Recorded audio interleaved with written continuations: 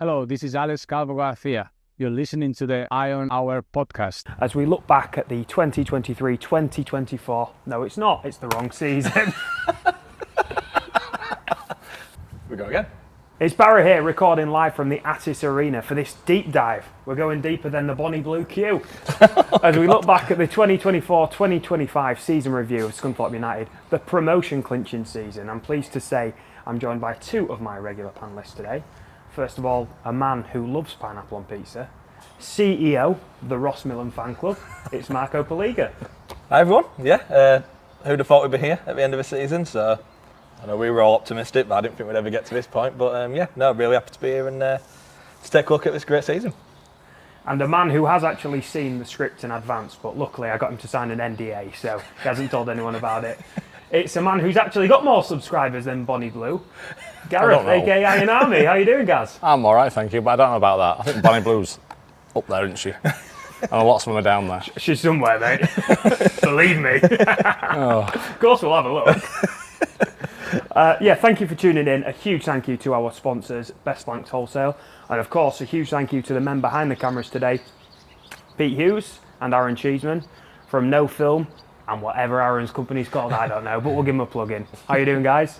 Not bad, mate. How are you? Yeah, good. I'm good. I'm good. So look, we're gonna go through the season. We're gonna look at what's happened and what took the Iron to the playoff final and eventually promotion and winning this fantastic trophy here. So I guess the season really starts all the way back on the 27th of April of 2024 with a 0-0 defeat here. A 0-0 defeat? A 0-0 draw here against Boston, which ended in defeat on penalties, 5-4, and not long after that, Jimmy Dean left the club.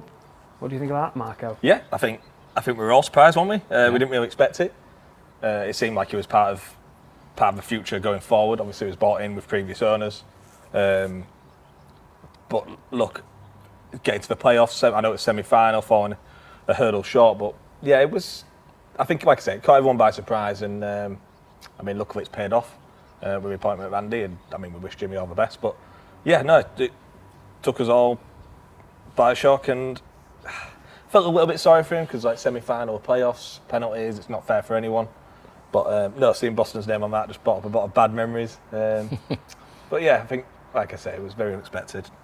Well, there will be a new name on this trophy once it gets engraved very soon, Gareth. And the day after that announcement, we found out that Andy Butler got the job as first team manager. Can you remember what you were thinking at that time? I was thinking, my first thoughts were lack of experience.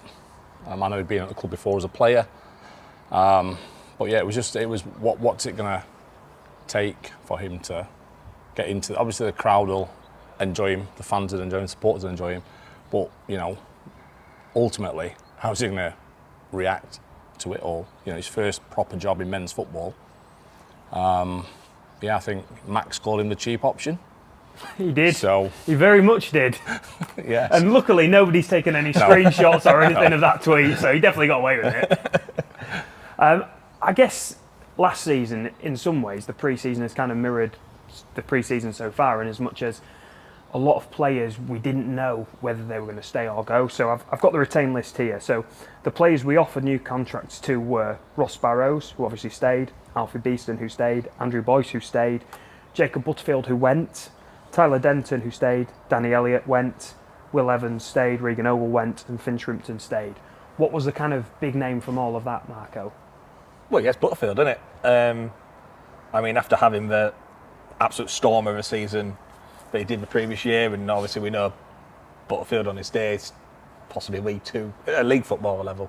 So it was very frustrating, and obviously the social media with his partner coming out and was not offering him a living wage. You sort of couldn't really begrudge him. That really is the cheap option. Yeah, that is the definition of. But coming back to Butler, I'm with Gareth. I was very sort of sceptical. Yeah. It's a man who's not done men's football, and for his first job to go get a team promoted, especially one the size of Scunthorpe, where obviously Gareth said he does have the advantage, he's been here previously, so he's always going to have the fans on his side from the off, so I can see why. But yeah, I was sceptical, and I think that showed in, I know we're going to mention it later, but it showed in our predictions for this season and how we thought the club would fare.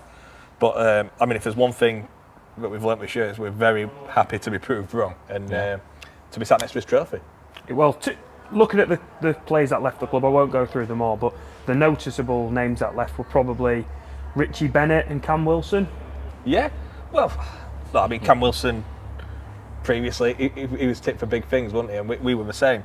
Bennett less so. He never seemed to really, not take to the club, but he never seemed to really be able to kick on and achieve his goal scoring feat that he has done elsewhere here. And that's not for lack of trying. I mean, there's no secret I wasn't his biggest fan. Yeah, I think that's a fair assessment. Yeah, I'm being nice on here, but no, look. If I had to ask you, who do you prefer, Ross Millen or Richie Bennett? Oh, Bennett. Bennett, yeah, 100% Bennett, because he was a footballer, but just... He was a footballer. Gareth, looking at the players that we found out were still under contract, I'll go through them all. Michael Clunan, Ross Fitzsimmons, Michael Kelly, Maxim Coogan, Jason Law, Callum Robertson, Danny Whitehall. On hearing that list, who do you think the biggest name was and finding out that they were still under contract? I think it had to be Callum Roberts, didn't it? Yeah. For me, I think it's just he's proven this season how effective he's been when he's been injury free, and yeah, if it weren't for him. But then again, looking back in hindsight, Ross Fitzsimmons, he's Golden Glove, wasn't it, for the league? 27 clean sheets? Yeah. So yeah, they're all good players that signed on. In all fairness to them all. And a lot of new faces coming in, 6 signings in the summer. We'll go through them. Carlton Ubazonu, Sam Fishburn, Max Brogan, Mason Campbell, Brad Nicholson and Joe Rowley, the players that came in.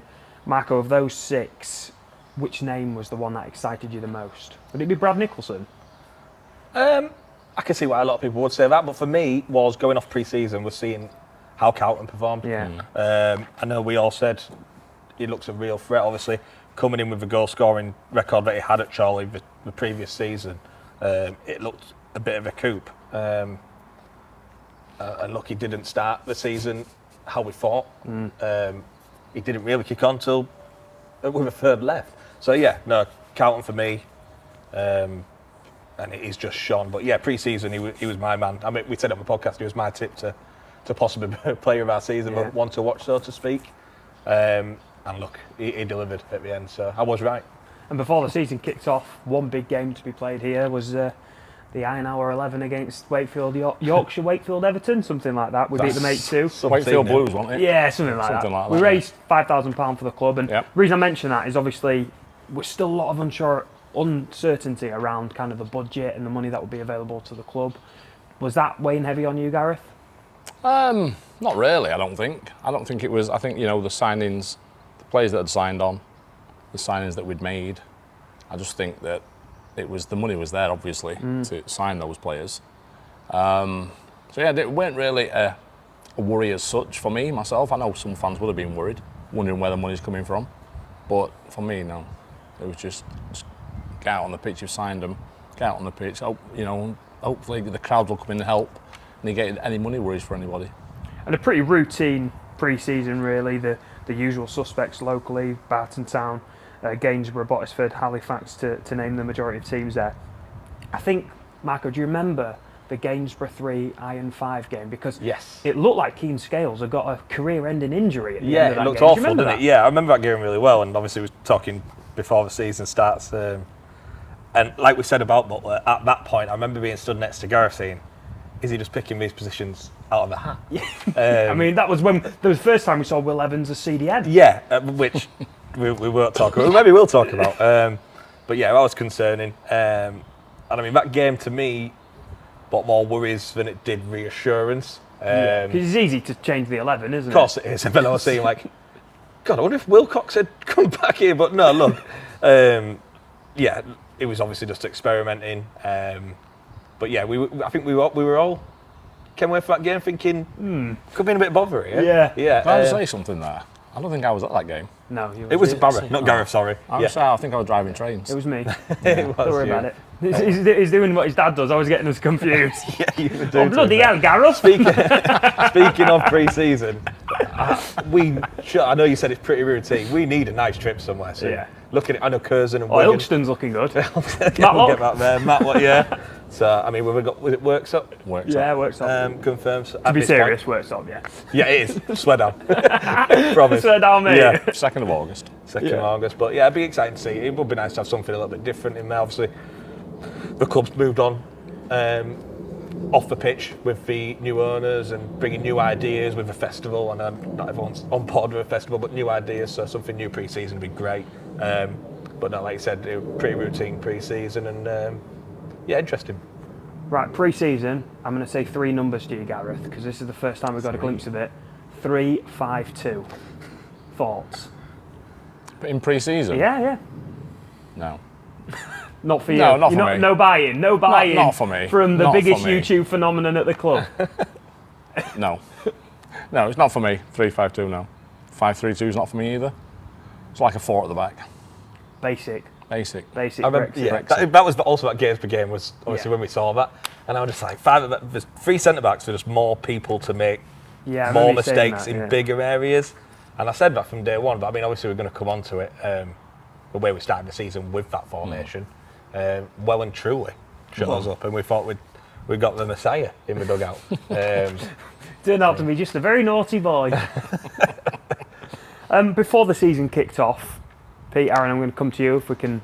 I don't know if the audio will work here, but of course we had the outstanding kit launches, 3 really great kits, and 3 fantastic videos. Really, what was the involvement like in that? I mean, it's a massive privilege to do it. The idea started probably a good 6 months. 6 months before we even started. I mean, until I don't know if you remember the video that announced that Scunthorpe United had retained Glanford Park. Yes. Again, that was the first time Pete and I had ever worked together, and from there the idea sparked about the kit lodges. So we approached the club and just kind of started from there really. And really, if it had not been for like people like James Moody and Lee Turnbull at the time, and their contact books, I don't think that project would have ever really got off the ground.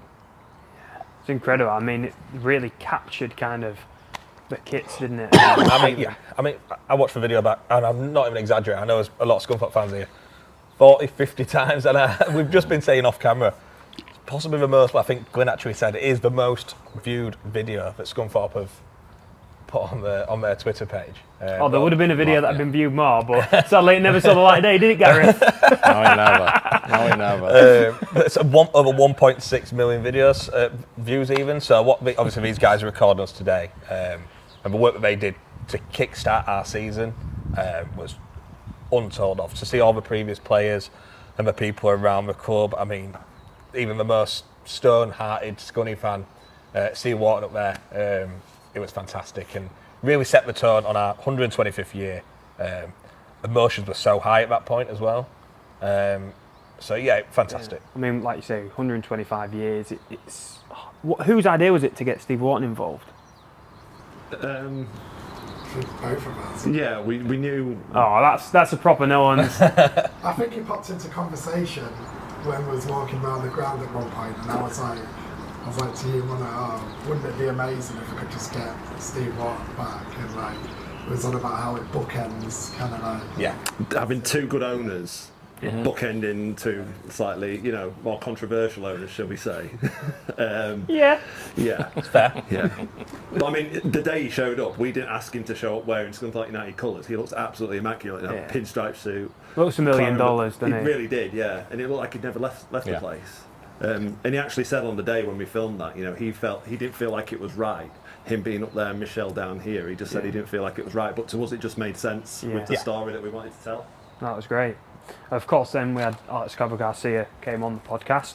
We did our pre-season predictions, and I've got them to hand here. So Gareth had Chester winning the league and thought Scunthorpe would finish second and be promoted.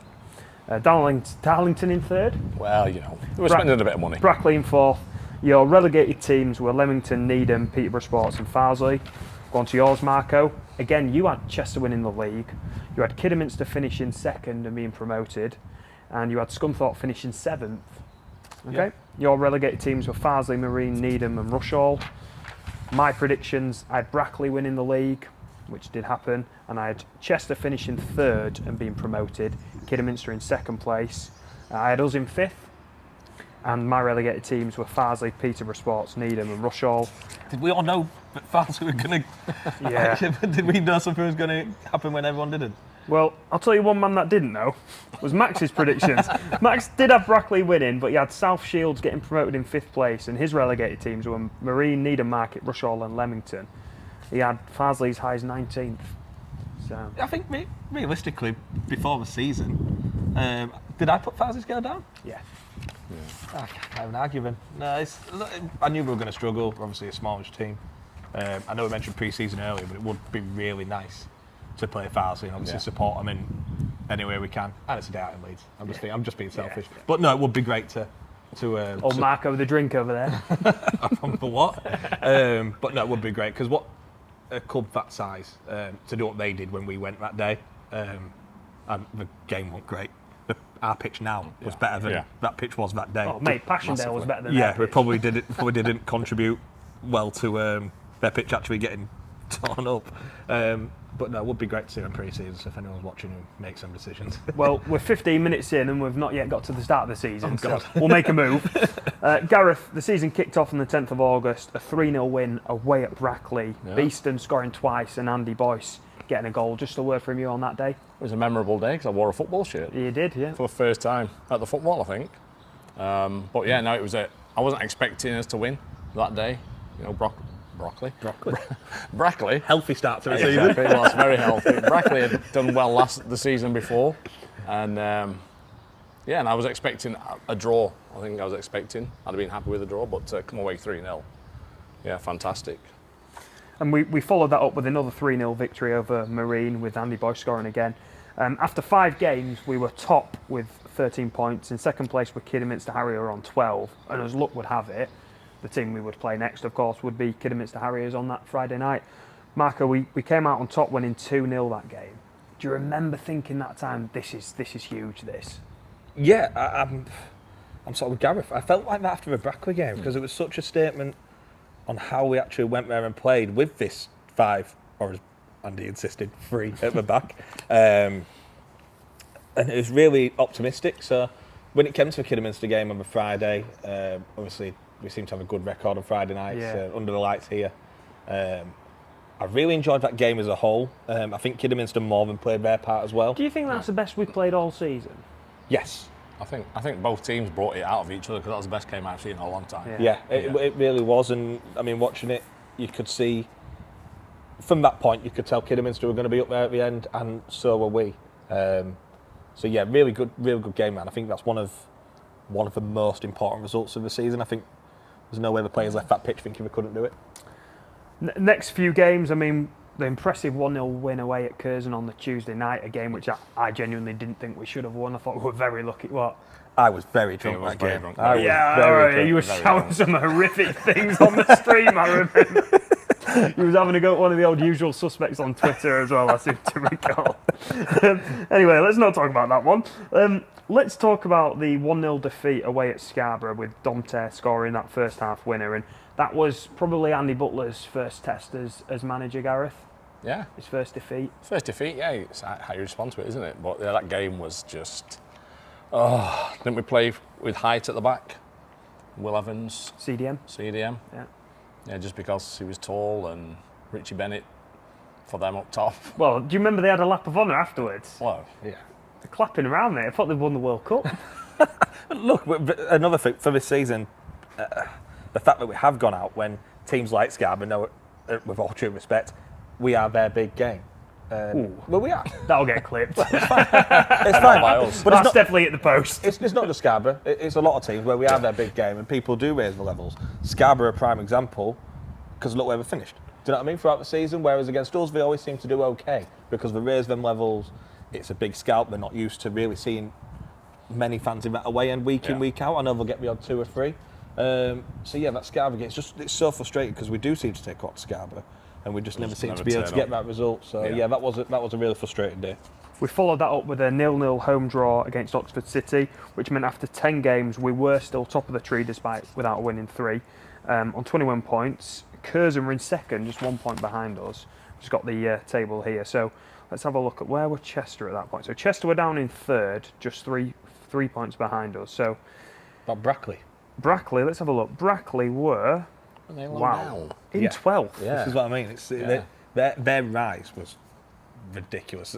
Like I remember driving home that first game of the season, thinking they are not challenging So us. they're at this point after 10 games, they're already 7 points adrift. Yeah.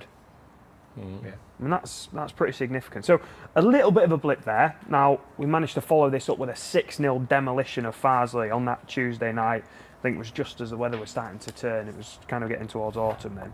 And following Tuesday we beat Rushall 3-0.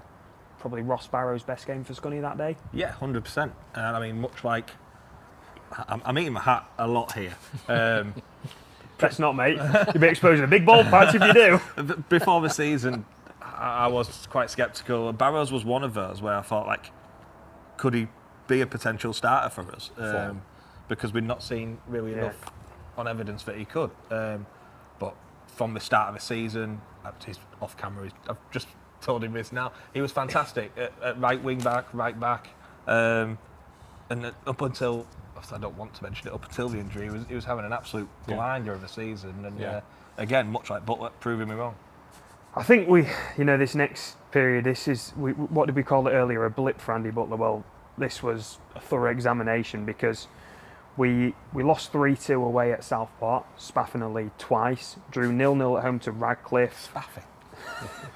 Then there was the shocking 3-2 defeat away at Spennymoor, which was littered with mistakes. Of course, Ross Barrows scored that worldie in that game, but then another really poor performance as we lost 3-2 to Buxton on the 9th of November. Keane Conwell scored a hat-trick that day.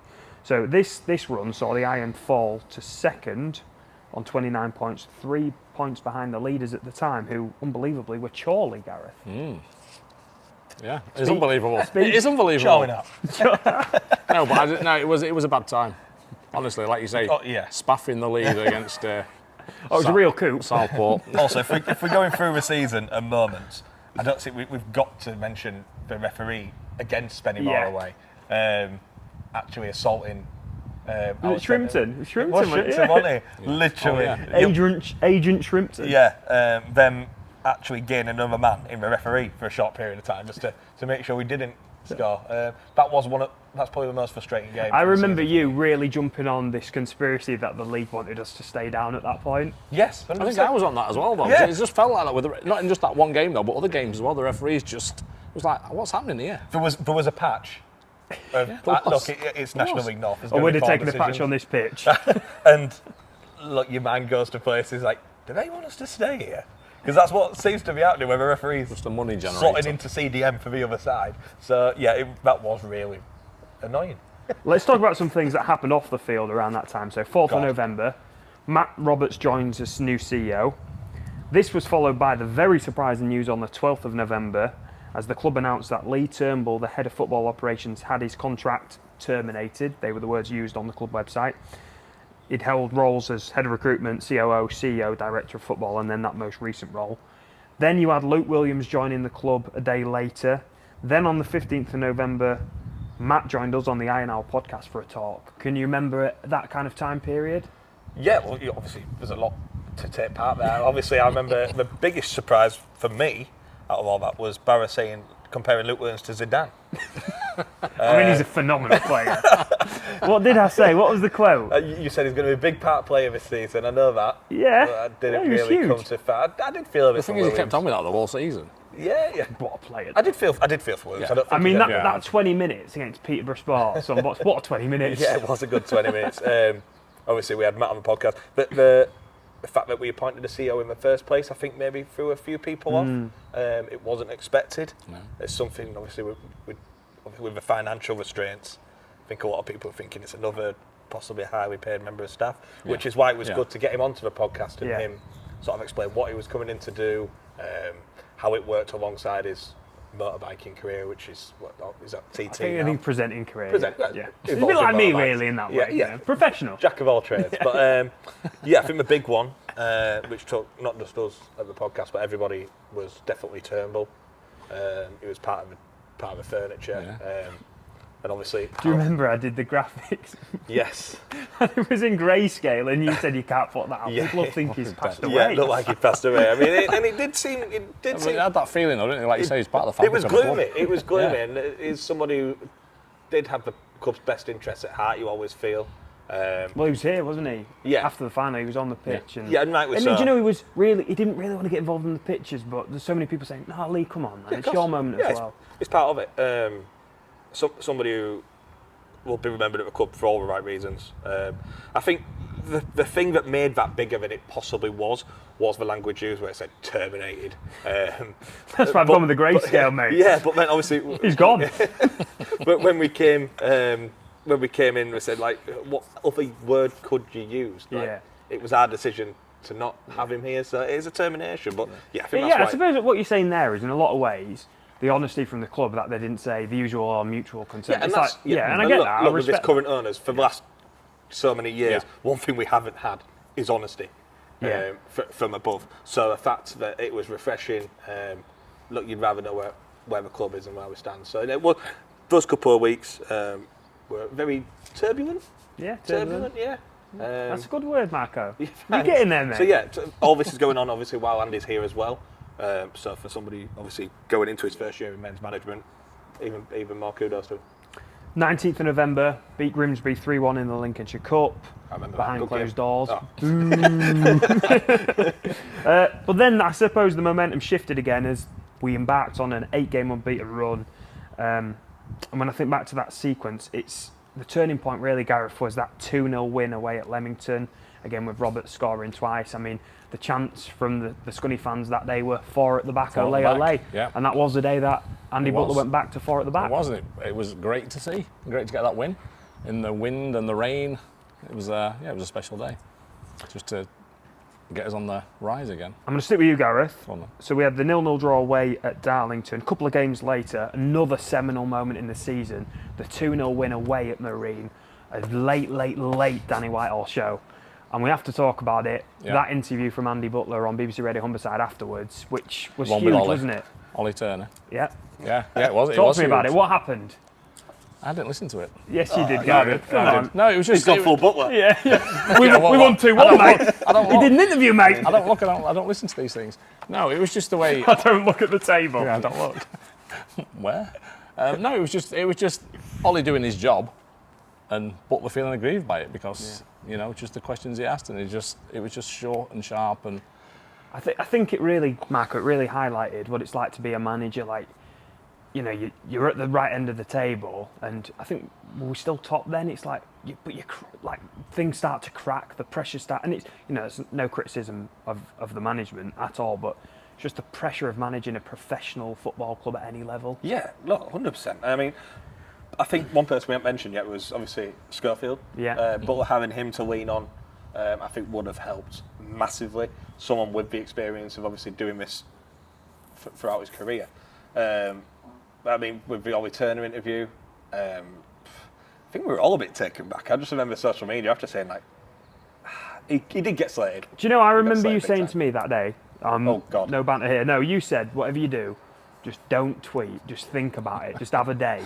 And then, like, you wake up the next day, and I remember ringing Gareth, and it's like, yeah, come on, mate, it wasn't that bad, was it? Which is what Butler probably should have Yeah, done. it's like at the time I was like, it's oh, exactly, like outrage, Yeah. and it's heat of the moment. and then the stuff. next day you go, meh. Yeah, he was pissed off. Yeah. He was pissed off, and like we all was. Obviously not with 1-2-0, so we're fine. But 2-1. 2-1 even. But Ollie Turner obviously does a great job, the Humberside and stuff. So it was good to see with the celebrations on the pitch the other day, them two again, and Butler having a bit of a joke saying we won the game. So yeah, it was good. But it's quashed. But look, there's not a manager in English football or football in general that isn't going to get a bit pissy at some point throughout the season, and then I think we do as fans as well, though, don't we? Of course we do. Yeah. You know what I mean? It's just human nature. You're feeling attacked in any way, shape, or form, that you just, you come out fighting, as it were. Come out scrapping. Come out scrapping. Let's talk about the festive period. Boxing Day, I would say an impressive victory away at Peterborough Sports, 1-0. Another late goal, followed up with a 3-0 romping of Kings Lynn Town on New Year's Eve. And obviously that was the day that Ross Barrows did his ACL just over there. And, you know, let's be honest, the pitch wasn't in great condition at that time of the season, Marco. No, I remember it well. I chucked earlier. There was a bit of his knee still up there. It was awful. It was real. It was one of them things where as soon as it happened, you knew it was serious. Like I mentioned earlier, Ross Barrows was having a cracking season, and when we did play a 5, he seemed to slot into that quite well, or he'd still been doing great at right back in a 4. So it was really frustrating to see, and I think that's probably one of the I worried most at the point of the season was when that happened, because I just don't think we had the depth in that area at that point, and I was thinking, does Scales slot into right back? Or so yeah, that was really frustrating, but it really took the gloss off a really good performance. Well, not only that as well, you've got to think, is it going to happen to someone else with the state of the pitch? That's what we were thinking. We were very concerned. Yeah, it was great having the win. It was unfortunate for Ross, but you think, is it going to happen to someone? Not just our players either, opposition players. You know, the pitch is shocking. Yeah. It's still now not great when you're out on it. I think it. Yeah, it's a lot better than it was, but better, it still looks. There's still bits on it that you think. It seemed to recover obviously as it got to the spring in like a 2-week period. It went from the club desert to jungle. The club announced they'd done a little bit of work on the reseeding, didn't they? Yeah. And I think that actually did make a really big difference. So yeah.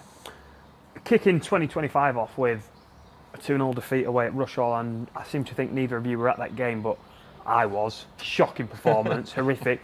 The only highlight for me was I thought Luke Williams had a fantastic game. Of course he did. It was amazing. I think that game there, it's 2-1, wasn't it? Yeah. Not 2-0. So we went 1-0 up. What did I say? You said 2-0, I think. All right, 2-1. Well, Yeah, we we still went 1-0 lost. up. Still lost. Yeah. But I think it was the fact that we'd gone 1-0 up, and then for me, from listening to the game, it seemed like we've got the win. We're 1-0 up because they weren't in bottom. Yeah, we're bad, mate. And it was just like we just took our foot off the ball and just, yeah. Well, shortly after we had the arrival of Ollie Rose and Mo Federa, who joined us on the 17th of January. A gritty 2-2 draw away at Chorley followed, and then an impressive 3-2 win against Brackley. So we did the double on Brackley, scored 6 goals against them this season. Just fast forward a little bit, we had that 3-2 victory over South Shields. Do you remember Andy Boyce's gaff that day, Gaz? South Shields? Yeah. That was the header, wasn't it? Sun in his eye. Yeah, I remember. I think that wasn't lucky. Yeah, I mean, so the introduction of Ollie Rose and Mo Federa at that time, Marco, did you have any kind of inclination that they were going to be huge signings for us and change kind of the direction of the team? I knew Federa through. I followed Gareth of Town on social media, just from doing a little bit of work from there, and I knew he was a bit of a player. He was there when York signed him, and I know that York gave him a really respectable contract. So I knew that he obviously had something about him. I didn't think he'd play as big a part as he possibly did. But for me, Rose was definitely needed when he came in. And I know obviously because he's got injured and didn't really see the season out with us, those games where he did play can easily get forgotten about. But I think he was instrumental into promotion this year. And he's another one I was glad to see come back and get his medal because he obviously I know when we signed him, we were like, he's a centre back?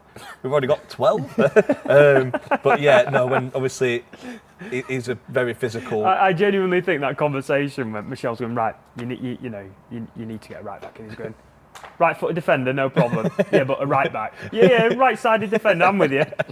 Andy, and look, I think, right back. And physicality, one thing Butler's defence has is it's physical, not just to defend the whole team. So I can understand why Rose was really appealing and why we bought him in.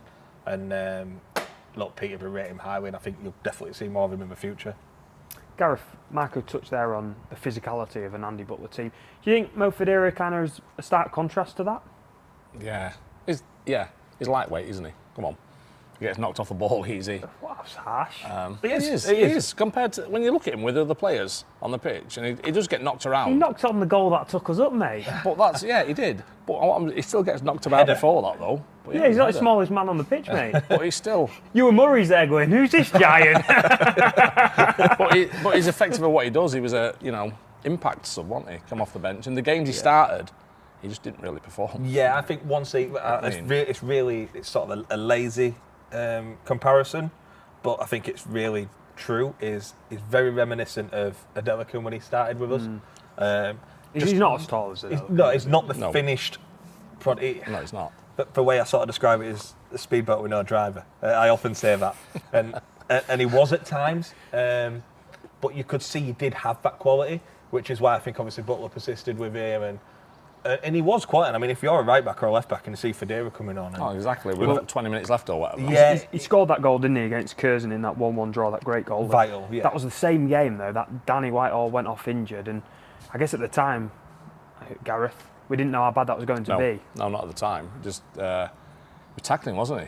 Yeah. Trying to win the ball back. yeah. I remember he said when he came onto the podcast, he didn't know what he was doing tackling. He actually blamed. Did he blame Scales? Yeah. I think he blamed Scales because he gave it away, so he had to come back and defend. Yeah. So, that injury was really season defining. I know it's easy to say now we've gone up, but I think without that injury we would have won the league. And I genuinely think it's that big an injury. I think so. 'Cause he was scoring goals still injured. Do you know what I mean? Towards the end of the season there, and if we'd have had him still through, I think he'd have scored. We were putting. I don't. We went through a period of putting. No, why? Yeah. I just think the way it happened is perfect. I don't Well, want no, it had to go down like this. It had like, to go down like this. Marvel, where there's so many. Premier, like this one's definitely going to happen somewhere in this time. Different permutation. It has to go down like that. I mean, let's look at Brad Nicholson leaving on the 13th of November, just so that kind of Valentine's Day period, because then on, I think it was the 15th or the 14th, 15th, beat Scarborough 2-1. Carlton finally getting that first goal. I mean, I've got a note here to say that was his 20th appearance of the season, and he got his first goal for the Iron. Yeah, I mean, also mentioned Nicholson, who went on to become Roberto Carlos at Boston. If Roberto Carlos could chuck it about 100 metres. So yeah, and he's another one who obviously had an impact here when it just for some reason didn't work out, which was really strange. And then obviously coming on to Carlton, I think throughout those 20 games on social media and in the stands of Adonny Road, and everybody said the same thing, and that was, he just needs that goal. He just needs that one goal, and as soon as he got it, it was a scrappy one as well, wasn't it? It was a scrappy I one. mean, I don't know if that was his goal. I still think it was an oggy. It was. I didn't want to say it at the time, but It was, and look, it shows we were right. He did need that one goal, and you can see his confidence really changed. He finished the season just definitely one of our better players. this in the middle of an 11-game unbeaten run. We had that 0-0 draw against Oxford City, 2-0 home win against Darlington. Carlton snatched us a draw away at Buxton. Then, of course, there was a 1-0 win over Leamington on that Saturday, the same day that Gemma Richardson won her professional boxing debut. And Gareth as well, the day that Joe Starbuck was named in the team of the day. Yeah, fair play to him. A lot happened that day. Yeah. A lot It to did, take didn't in. it? It did. Big shout out to Gemma. Obviously winning her first professional fight. Yeah, good to be there. Yeah. As a pod. We were all there. Becky's going to kill you. Becky, why? Well, All right, We were all there. We were all there. All four of the five of us. Two huge games off. I mean, we're really getting to the crunch point of the season now, but two massive games. And I suppose we have to kind of really look at these games, because the 1-0 away defeat at Kidderminster on that Tuesday night, Maz Kuyar scoring that wonder goal / fluke. We'll And call by it the way, fluke. Christian Dibble's a twat, isn't he? I just put that on I didn't want record. to say anything, but when they lost him, I was like, Yeah. well, you're not laughing now, are you? In fact, we've got him here, look. When he just There he is, Christian Dibble. special guest. I just got that. I've literally just got that. But no, I'll never forget him kicking that ball just out the stand after like a free kick. And there was the Andy Butler Phil Brown fight. Yeah. Towards the end, wasn't it? Yeah. Which seems to have just got forgotten about. I mean, I'm like, that was not having Butler on the touchline for free game, but nothing really. I think because it's Phil Brown, no one actually cares if he gets one. Yeah. Jimmy Dean got a red card the season before, and there was no action on that as well. Was that against Darlington? Yeah, possibly it's just case by case. They look at everything different. Yeah, everyone's got Phil Brown. Yeah, we'll leave that But I one. really I hope he enjoyed brayed him right in the face. Give him one from me. Letter from the league. But no, like, it was really interesting to Paul was me. just there with like an orange print on his fist, like, what's happened here? You punched Gemma Cohen. But yeah, no, it was interesting to hear Schofield after that game, and that's on. We'd not really heard from him much throughout the season. Interview, didn't he? He's a character, isn't he? Yeah, but sort of just thrown him in. And I mean, is the right word media train? Maybe possibly not. He's brutally honest. Yeah. Which Brutally, is that an Andy Butler quote? To be brutally honest. and that's what we want to hear as fans. Obviously, again, that was another one where emotions were really high after that, and I really didn't think we had. I mean, off memory, going into that game, we were 8 points. I know they had a game on us, but we were 8 points clear of Kidderminster. So if we'd have beaten them, they'd have been out. They'd have been 11 points behind us. They'd have been completely gone. But as it happened, they dropped down. The gap then shrunk to 5 points, and they won the game in hand, which took it to 2. But leaving that game was probably the lowest I'd felt all season. Not necessarily because of a defeat. I think we always know that can happen at a good side. How they beat us, they were so impressive. And I remember thinking, I'd sooner Kidderminster win the league so we didn't have to play them in the playoffs. Yes. Just because we'd done the double over Brackley, like you said, and I'd quite fancy beating them again here. But with Kidderminster, the way they played that night, I think really sort of thought... It worried us, didn't it? We're a bit out of our depth here, yeah. It felt like, I guess what it felt like was a Phil Brown masterclass. It did. Like, we've just done a job on it. Has that ever been said? Never. But First time for everything. Ex-Premier League manager. It was sort of men versus boys that day. And yeah, like I said, I think that really did give us, definitely me, my optimism got a lot smaller. Yeah. Out of the frying pan into the fire, because the next game was Chester at home. That record attendance, 8,274. Big news was Kelly drafted back into the squad. Obviously, he had played against Farsley Celtic just a few games before then, but Michael Kelly drafted back into the squad, which was a bit of a surprise because that meant that Joe Starbuck was dropping out at right back, and Kelly, obviously he's a left back, isn't he? Came in and scored that amazing goal as we won 3-1, Gareth. Yeah. I think he was brought in, wasn't he, just to deal with the pressure. Well, Andy Butler said here it was due to the big nature of the game. Yeah, it was a big game. It was a massive game, massive crowd, and it's how you react, isn't it, as a player? So I think he's got a level head. He's an old pro, and he knows played in front of big crowds before. Yeah. So get him in and let him hit wonder goals. Obviously, a couple of months later, Marco, we beat Chester, as we know, in the playoff final. Do you think we did a job on them then and we kind of got in their head?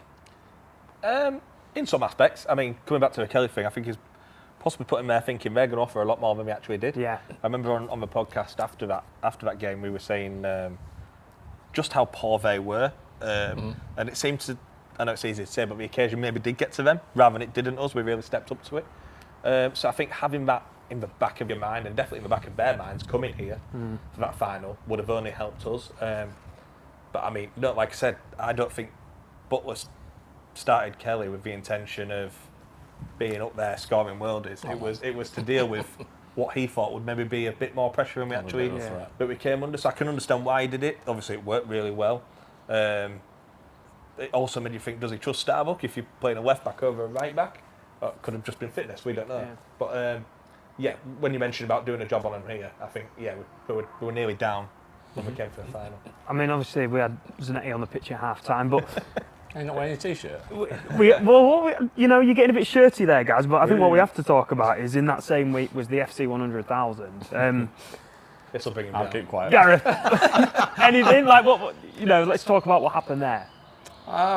Do we have to? Potential investment. Potential investment, yeah. That's what it was.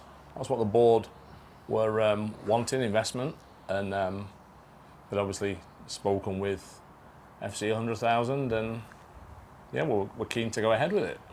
And of course, what happened then was the reaction from the fans, Marco, which was, Get Gareth. That was just me. The reaction from the fans was obviously not, wasn't embracing of the FC 100,000, yourself and me included. I mean, I don't want to dwell on it too much, but I guess the positive is the ownership listened. Yeah. They heard what the fans said. There was a meeting on that Monday.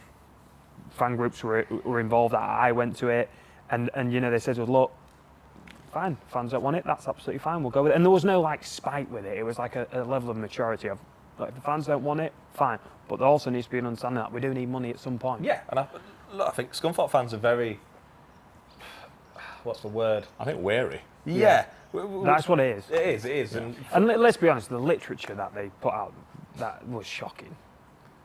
Everything that was coming out at that time. Yeah, there was a lot got digged up from previous attempts of takeovers and where they've been previously. Yeah. But like I said, I think Scunthorpe fans at the minute as a whole, that's not just then, I think it'll continue because of what's happened and because of how the club's been hurt. And I mean, the fact we're standing next to this now, I know a lot of people said this promotion meant more than the Championship promotion. Yeah. Which to me tells you everything about where we are and how the way that fans will be protective over this club now and be really sceptical about whoever comes in. Yeah. Whether that be the next guy or next investor or whatever happens to the current guys now, they are going to get questioned and it's going to be ruthless. And that won't change because of what's happened. So, yeah, I mean, it came out with voting for an app. I know we all had a laugh about voting for players. 442! Yeah, voting for players. I mean, Butler might as well have just come in Donny Road in with us if that's the case. When you say we're sat next to this, for those of you listening on Spotify, we are sat next to the promotion trophy, but of course we've got here one of the medals from the Lincolnshire Cup. We did win the Links Cup this season, beating Cleethorpes Town 3-3. Sorry, the game was 3-3. We beat that. Second time I've done that. He's struggling today. Yeah, he's struggling. Twice 3-3. We beat them on penalties. Mason Campbell looked really good that game, but let's kind of look at the fact that we were going into a period, the last 6 games of the season, a crucial 2-0 win at home to Southport.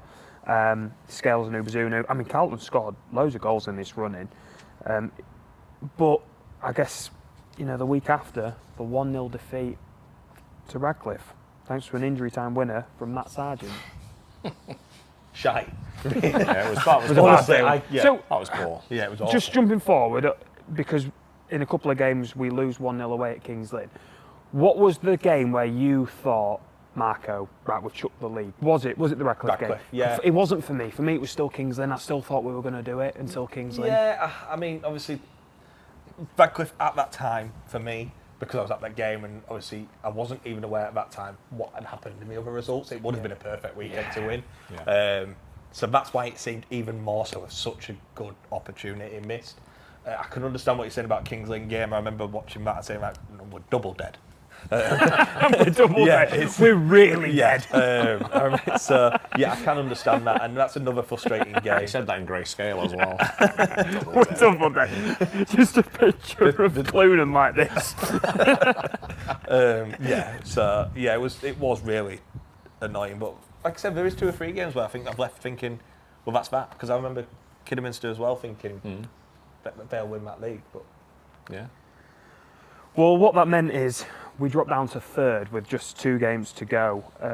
Of course, we did manage that impressive final victory over Peterborough Sports at home, but I guess we all knew really going into that last game of the season that it wasn't going to be the title, and realistically it was probably going to be 3rd.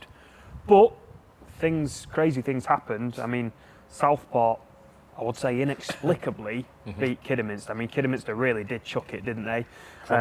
Brackley won 5-0 at home to Farsley, which I guess was pretty expected, but I don't know if it was the pick of the results, but our 1-0 victory away at Hereford and Carlton's tidy goal taking us into 2nd place. And I don't know how you guys felt, but for me it almost felt like it did when Cliff Burns scored against Tranmere.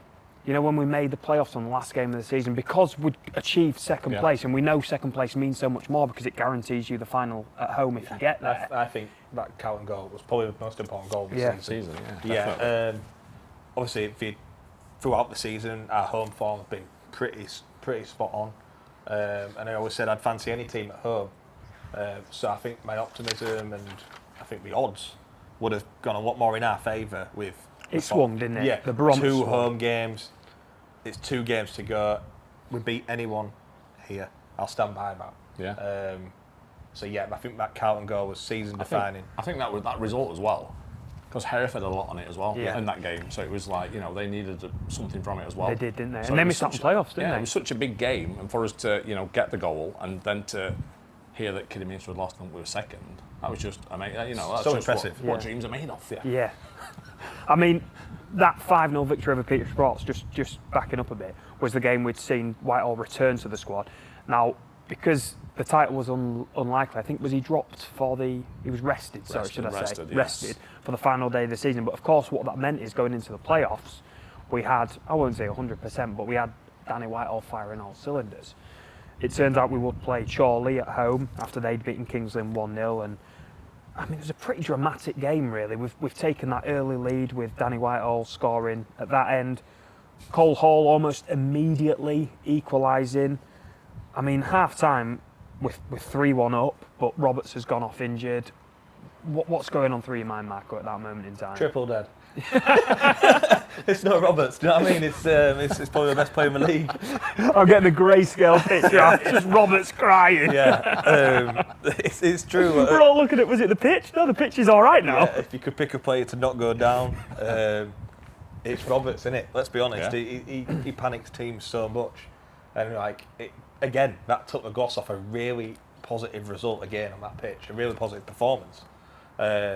So yeah, I think a lot of people are saying great, but then thinking who plays instead of Roberts? Yeah. Like we lost a lot of our sort of attacking options that game just because it's so vital. Speaking of impressive performances that day, Carlton Ubazoni was obviously rested for that semi-final with Danny Whitehall coming in, but he came off the bench and scored the goal of the season, one of the goals of the season. Fantastic finish from Carlton that day, Gaz. I'm trying to remember it, I'll be honest. Really? So he gets the ball on the right-hand side, Yeah. he fakes to take a touch, looks like he's going to take the ball, lets the ball runs on, cuts inside, left foot, I cross remember it goal. now, I remember it now, yeah. No, it was a great goal. Did I do well there? You like that commentary? I just wanted him to say, I'm impressed he remembers it. Yeah, I'm thinking. All I remember. It's almost like I've got notes. All I'm thinking is a minute before when he didn't pass it, just slid it in. So I think I was still swearing at him from then when he actually scored. I was like, cracking goal. Yeah, go. Because I was over in the Morts that day. You see him, and he genuinely looks like he's going to take the ball and check inside, and the defender stops, and then he kills him. He's quadruple dead, mate. He's off. Yeah. And then to cut inside and finish. I mean, obviously they did score later on in the game, but We turned 4-2. Yeah, we turned off. turned haven't off we? completely. We'd done a job, and then it's just not getting an injury, I suppose. I think we were all optimistic. I listened back to the podcast last night. We were all optimistic going into the semi-final. I think all of us thought we would win quite comfortably. But then we had a really nervy 15-day wait for that final. I went over. I was out in America. So I mean, literally so much happened in that time period. Kidderminster, again, choking. Me and Chester, we were going to play Chester in the final. Gaz, what did you watch that game? What was going on through your mind? I think out of the two... Dibble did save a penalty that day, by the way. Out of that game. Yeah, he did really well. How many medals did you get for that? Not lifting that, is it? No, I think out of the two of those though, I think I wanted to play Kidderminster. I think I said that, didn't I? I think that's crazy. If you did, you're wrong. Yeah. Oh, so whatever you said, I said the opposite of you. I said Chester, give me Chester. Yeah. Just because of what happened previously. Yeah, I think maybe I'm just getting myself And I confused. think- In my old age. Get me some crumble, please. Is it apple pie tonight? It's at corner up there. Yeah, look, on that day, the team sheet comes out. We find out Roberts isn't going to play. I think we all knew, didn't we? I think it we was tried done. kidding ourselves he would. Yeah, we all thought Andy Butler was doing a job like triple psychology or something. I don't think we should have say announced the way he went down, there was, for me, there was no way he was turning up. He was in tears. Not to play anyway. No. But yeah, And especially if there's anyone with his history. history and injuries, he knows his body, and I feel like when he reacts like that, he knows it's serious. I mean, I guess the big punch in the gut wasn't missing Roberts, it was the fact that Luke Williams had left the club in the week as well. For me, it was season defining. Oh, tears. Right, let's talk about the final. So, Danny Whitehall puts us 1-0 up on 20 minutes. It comes from a throw-in, flicked on. Clunan has that right-footed kind of like side foot volley. It hits the post. I thought we'd got that goal. Yeah, but I mean, we sponsor Clunan. And I just want to see behind our podcast on that screen that we've sponsored it. We're just never going to get that goal. I mean, I know we got. well, one yeah, last, because but we it was sponsored away. a sideways passer, mate. I'm there going, can we sponsor Fitzsimmons? We've got more chance of a goal. So I thought we'd got that goal, and to see the podcast on there would have been great in the final. But I mean, that's not why we sponsored Clunan. It was for his goals. Well, clearly. definitely not. He's a special mention too because he's been fantastic this season. And deserved to be lifting that, but yeah, it was. Can I speak about Clunan actually? Because he'd said in a post-match interview that his child had gone into hospital the night before the final. Can you imagine that kind of like emotion that's going on in your head there, Gaz? Yeah, because I've had it before where I've been driving trains. It's just, it's mental. Similar. Similar. Very Yeah, similar. really similar. Got to go into work the next day and Yeah, but no, it's Gaz, this isn't about you, mate. Oh, it's not. 9,000 people watching him drive a train. Go on! But no, it's a big thing when it's a family member, Yeah. like, especially a child as well. You know, you don't know. You know, then you've got to come out on the pitch and perform. Yeah, step up. And he had a great game, didn't he? Second half. So we're comfortable at half time. I remember saying to somebody over in the Mort stand, we're halfway there. We'll never get closer to winning than we are now. Like, we're literally 45 minutes away. That second half kicks off and it's a complete momentum shift. Yeah. Chester, I know they didn't create so many open cut chances, but it felt like they had their foot on our throat, didn't it? Yeah, I think we dominated the game without Yeah. really causing us any problems, if that makes sense. Yeah. They had a lot of the ball and we looked shaky when we got it. Yeah, literally. Like, I mean, at half time, obviously 1-0 up. I was at the back in the bars outside. I don't even want to go back in. I really don't want to go back in just because I didn't want to watch it. Because I don't think as a fan, nobody really enjoys watching a final if your team's involved, unless it's a comfortable win. Yeah. Because there's just so much riding on it, and that's how I felt the other week. But yeah, it was just so frustrating. A player that had come back into the squad, Gareth, was obviously Will Evans, and he faced maybe 10 games out of the squad, maybe a few more actually in the middle of the season, and it didn't look like he was going to get back in, and when he did, he really made a claim for that spot. Yeah, he did.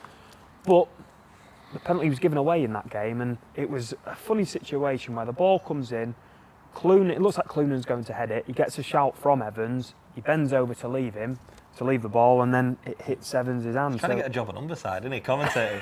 He's running us through every Ollie, single... what are you thinking? He's running Ollie us through Turner? every James Hogarth? What do you reckon? Every single goal he's running us through. It's a deep dive, mate, I tell you. Bonnie Blue. And I've just lost my contract on Humberside.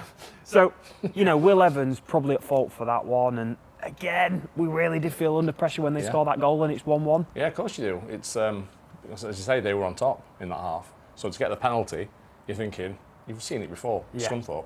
We've seen it many times before. And then they get the crowd behind them and just everybody, and you're just thinking, no, when's it going to happen? And then the pendulum shifts again, a massive swing, as Fitzsimmons goes down, in inverted commas, injured, because it really did feel then that the game changed. Yeah. They were on top of us. Fitzsimmons has done what a clever keeper does, gone down, taken time out of the game. What did you say? Bad injury. Yeah, bad injury, really bad injury. I'm surprised he played on. Obviously, players have come over, got instructions from Butler, and the game changes again. It was so vital, and it's something we haven't done enough. I would say you see so many of the teams do it. Yeah. Kidderminster did it perfect against us that night Yeah. with the set piece, how they stood on the ball, the gamesmanship. Everyone does it. We haven't done it enough, in my opinion. I know Cloonan's sort of a master of the dark arts. He does try his best, but.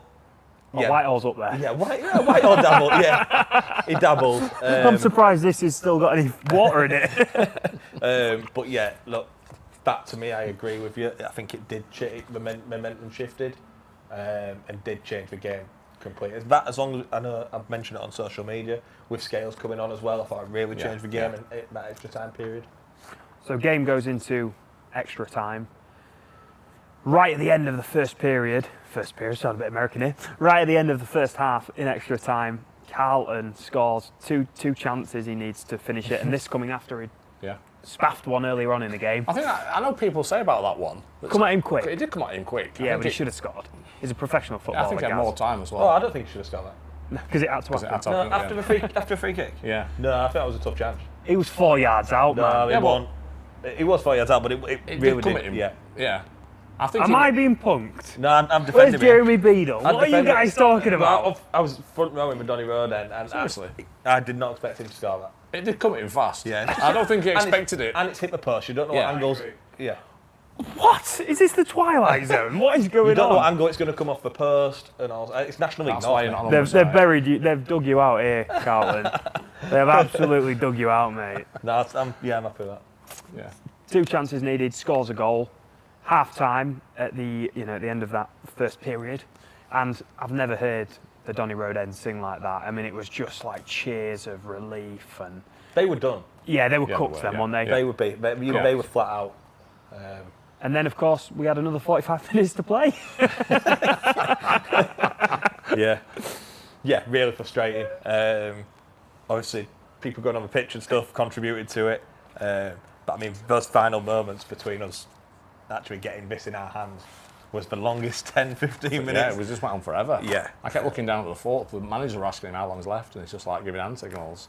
You know, it's just giving the minutes. I think, rightly or wrongly, the referee was waiting for the linesman to actually sort of get near the centre, so he could get off the pitch quick. But I mean, But he was waiting 20 minutes, mate. yeah, but I don't see how that's right, because the play's still going on. They could have easily scored at that point. It's like they've only scored because the linesman was stood in the wrong place. I was like, you're going to kick it anyway. Kick it on the halfway line. But yeah, look, That full-time whistle goes then. Let's talk about that. euphoria, I think. yeah, definitely. And those celebrations afterwards.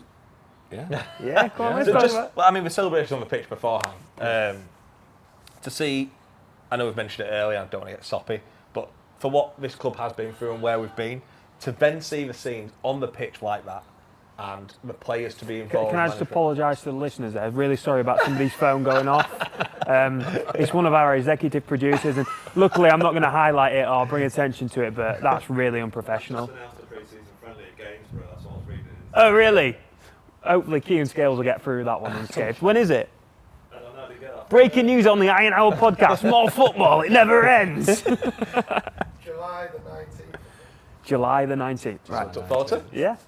Big shout out to kids, we've signed some cracking players. Yeah, no, they look good, Just don't this they? morning, that's, what's his name? Margets, he'll get a goal against us, no doubt. I love the way you say maggots. Margets? Johnny Margets. Maggots? That's like my deep Italian coming out. Hey, Johnny Yes, Maggots! Margets. But yeah, no, those scenes here, I got quite emotional stood there just watching it, you know. Yeah. I was, I'm not ashamed to say, it was just great to see everybody, just the fans on the pitch. And you're so happy for Butler as well, aren't you? Yeah, Because for everyone. Just for everyone, yeah, the owners. But his first job, his first season, I mean, it's such a fine line between failure and success, but if we lose that final, it is failure. And if we win, it's lauded as our greatest ever promotion. Like, it is crazy. Yeah, it's scary, the fine line He's a hero. between being a hero. Like, they'll never take that away from him now. No, he's got that. Banked. He's done his job.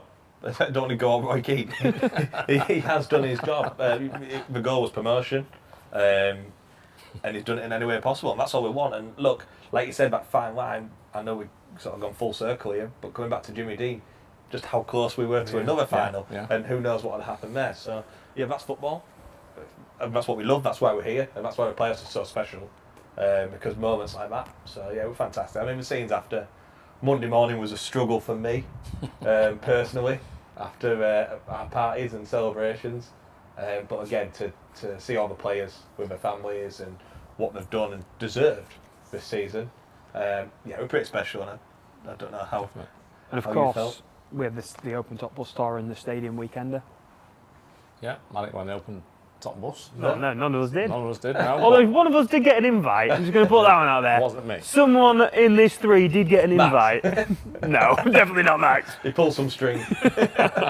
Yeah, no, it was good. It was good. Yeah, people scoff at it. Oh, you know, you playoffs, promotion, open top bus. When I say people, I mean Grimsby fans. Yeah. But All four of them. I'm just gonna say. But it's just, you know what I mean? You've got to celebrate these things, where we've been, where we've come from. I think it needs celebrating. So, yeah, fair play to everyone that were out there looking and enjoying it. Well, thank you for listening and watching to this episode of the Iron Owl podcast, the season finale, the season review of a very, very special season. If you like that, you can follow and subscribe to the Iron Army YouTube channel and follow us on Spotify. That's the Iron Owl podcast, on Twitter as well, and anywhere, in fact, you get your podcasts. So a huge thank you to you for supporting, watching, listening throughout the season. A big thank you to all the spies in the camp we've had throughout the season. It's been an incredible season. Well, it's been a very special season, and to paraphrase the great Des Lynam, it's been a fascinating season, apart from the odd game probably. It's taken a year out of our lives. It's probably added a year to our lives. It's been our privilege at the Iron Hour to know that you've listened and watched it with us. We think it's all over, and it is now. Except for one more time. Cue. Hi-ho. Silver lining.